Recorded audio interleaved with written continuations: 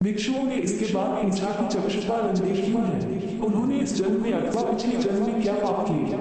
भगवान बुद्ध ने चक्षुपाल के बारे में कहा कि वे पूर्व जन्म में एक चिकित्सक थे। एक अन्य स्त्री ने उनसे वादा किया था कि यदि वे उसकी आंखें ठीक कर देंगे तो वह और उसका परिवार उनके दास बन जाएंगे। स्त्री की आंखें ठीक हो गई थी, पर उसने दासी बनने के भय से यह मानने से इनकार कर दिया। चिकित्सक को जो पता था कि उस स्त्री की आंखें ठीक हो गई हैं, वह झूठ बोल रही है। उसे सबक सिखाने के लिए या बदला देने के लिए चक्षुपाल ने दूसरी दवा दी। उस दवा से महिला फिर अंधी हो गई।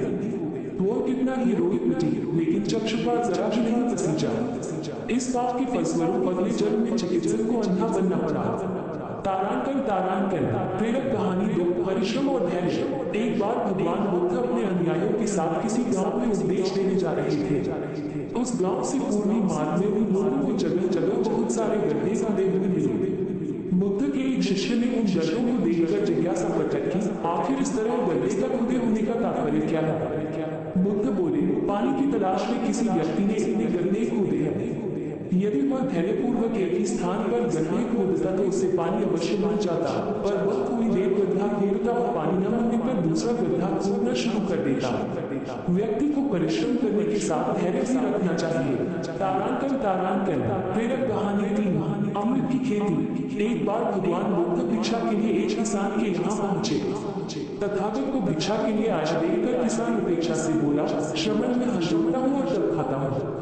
तुम्हें भी हल जोड़ना और बीज बोना चाहिए और तब खाना खाना चाहिए। बुद्ध ने कहा, महाराज मैं भी खेती ही करता हूँ। इस पर किसान को जिज्ञासा हुई और वह बोला, मैं न तो तुम्हारे पास देखता हूँ न बैल और न ही खेती का स्थल। तब आप कैसे कहते हैं कि आप भी खेती ही करते हो?